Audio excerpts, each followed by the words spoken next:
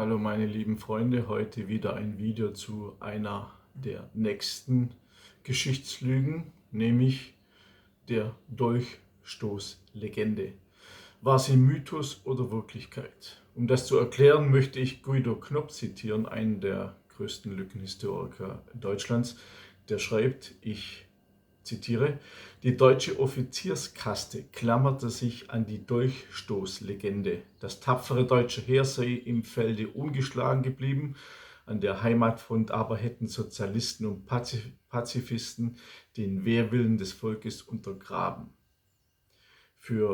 Zitat Ende. Für Guido Knopp ist das eine absurde Fabel und eine Verleugnung der historischen Fakten. Dem werde ich jetzt entgegenhalten. Handelt es sich wirklich um eine absurde Fabel und einer Lüge der historischen Fakten? Dazu muss ich aber anmerken, wer die Dolchstoßlegende als Fakt sieht, wird von der Historikerzunft, den Medien und den sogenannten Experten sofort als Revisionist stigmatisiert und damit ist die Diskussion beendet. Ein Grund mehr, auch hier genauer hinzusehen. Wie der Historiker Wolfram Püther beschreibt, besagt die sogenannte Dolchstoßlegende, dass der Ausbruch der Revolution im Innern Deutschlands so wehrlos gemacht habe, dass das im Feld unbesiegte Heer nicht mehr für einen erträglichen Frieden hätte weiterkämpfen können.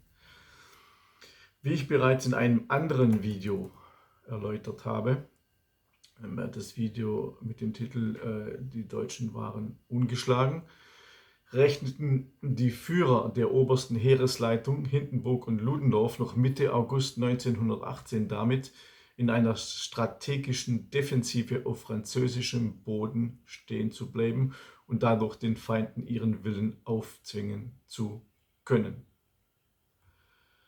Parallel dazu vollzog sich aber in der Heimat eine vorrevolutionäre Wende.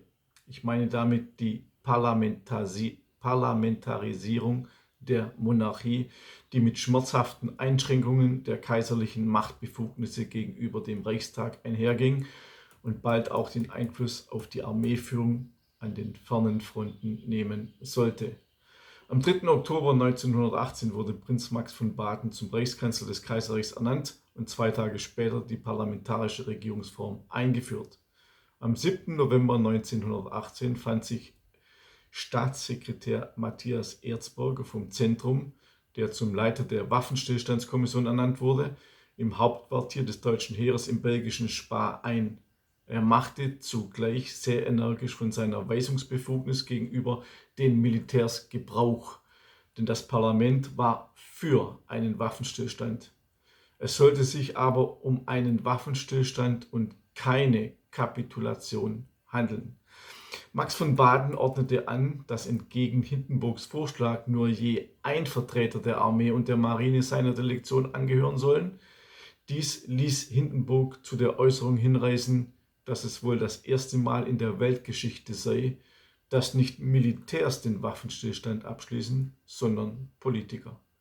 Mit dem Entschluss des Reichskanzlers blieben die Verhandlungen mit den Alliierten tatsächlich Zivilisten überlassen, die bisher nur Innen- und Parteipolitik betrieben hatten.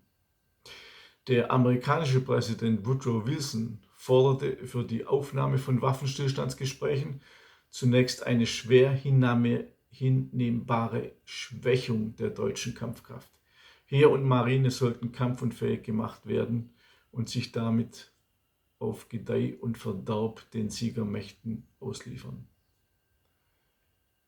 Dies wollte Generalfeldmarschall Paul von Hindenburg nicht zulassen.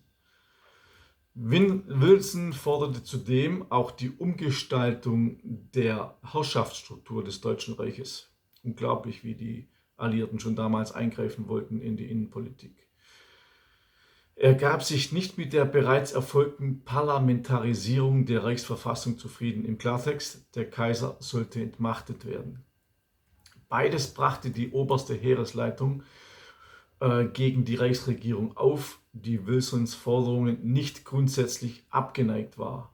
Als es dann aber zum Kräftemessen kam, verlor Ludendorff seinen Posten. Der alte Krieger und Armeestratege hatte ausgedient. Reichskanzler Max von Baden hatte dafür den Anstoß gegeben.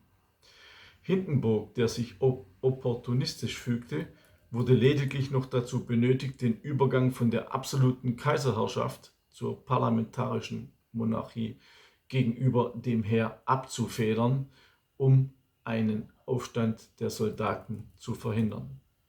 Aber Kaiser Wilhelm glaubte noch an das Volk.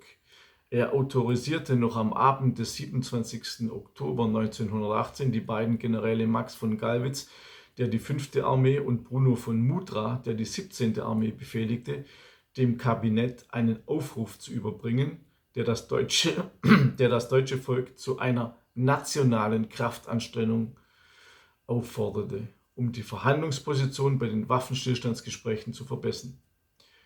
Dies sollte ein eindrucksvolles Signal gegenüber den Feinden setzen und dem Heer gegebenenfalls das Weiterkämpfen bis 1919 ermöglichen. Doch die Regierung verhielt sich reserviert gegenüber diesem Vorschlag, der nur dann Sinn machte, wenn die Verhandlungen mit Wilson komplett abgebrochen werden würden. Anstatt auf den Aufruf einzugehen, forderte der Abgesandte des Kabinetts, der preußische Innenminister Bildt-Treves, am 1. November 1918 den Kaiser sogar dazu auf, freiwillig abzudanken. Hindenburg warnte jedoch vor diesem Schritt.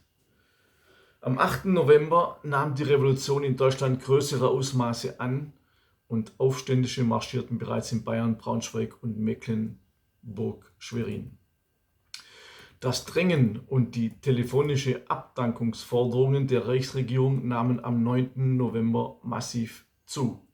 Kaiser Wilhelm II. Wusste, dass ihm auf kurz oder lang keine andere Wahl blieb, denn mit dem erpressten Zugeständnis an eine parlamentarische Monarchie hatte er seine Machtbefugnisse weitgehend in die Hände der Parlamentarier gelegt. Doch völlig kampflos wollte der Kaiser nicht aufgeben. Schließlich rang er sich zu dem erpressten Entschluss durch, zwar als Kaiser abzudanken, nicht aber als König von Preußen. Guter Trick, hatte er gedacht.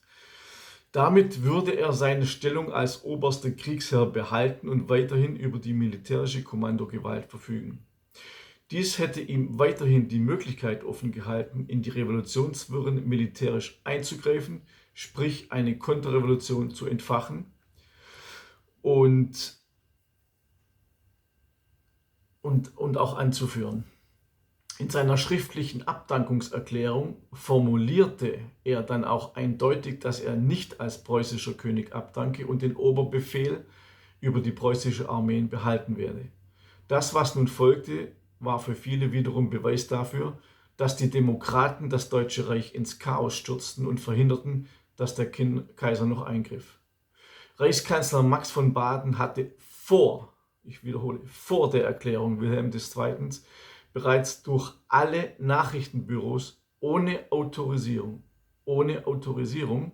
verbreiten lassen, dass dieser als Kaiser und König abgedankt hätte, als Kaiser und König, obwohl Kaiser Wilhelm König bleiben wollte.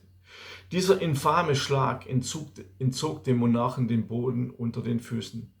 An eine Gegenrevolution war nun nicht mehr zu denken. Es war ein beispielloser Affront gegen den Kaiser und für viele Militärs ein Verrat an der Armee und ihren Soldaten, die sich 4 Jahre lang an der Front für die Heimat aufgeopfert hatten.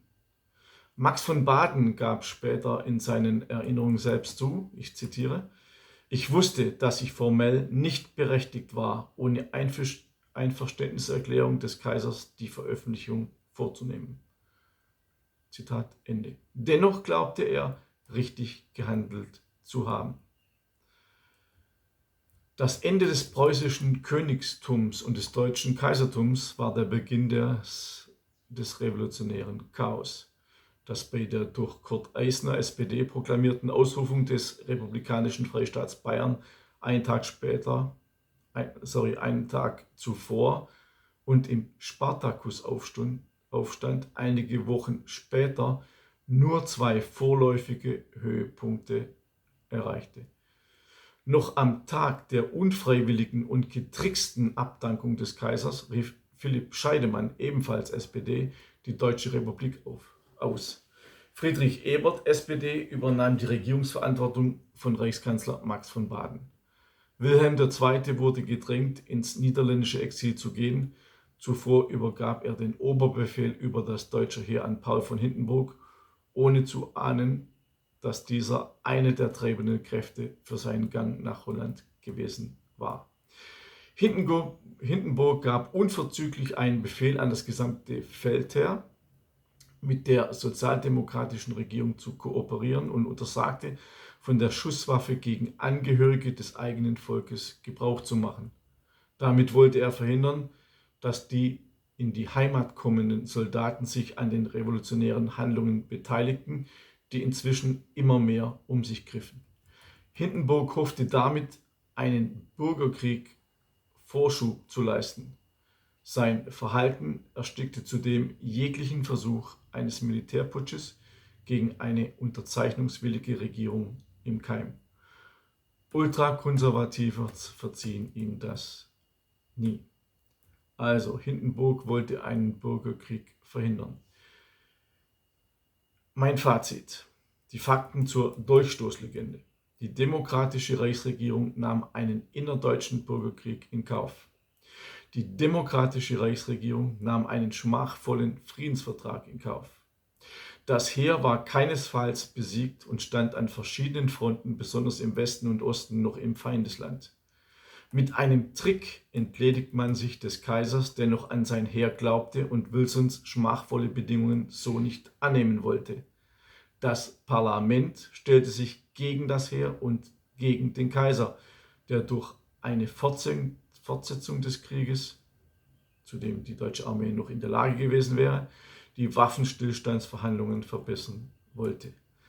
Betrachtet man also die Umstände auf den Schlachtfeldern, das revolutionäre Treiben in der Heimat, die Umsturzversuche, das unterzeichnungswillige Kabinett und die getrickste Abdankung des Kaisers, um eine Konterrevolution und ein Durchhalten der Armee zu verhindern, spricht einiges dafür, dass es sich bei der Dolchstoßlegende nicht um eine reine Legende handelt. Das allerdings setzt voraus, dass man die Gesamtumstände von August bis November 1918 und das Handeln der in diesem Zeitraum verantwortlichen Personen genauer betrachtet, was bei vielen Mainstream-Historikern und auch bei Guido Knopp leichtsinnig und tendenziös vermisst wird. Bis zum nächsten Mal. Euer Michael Grant.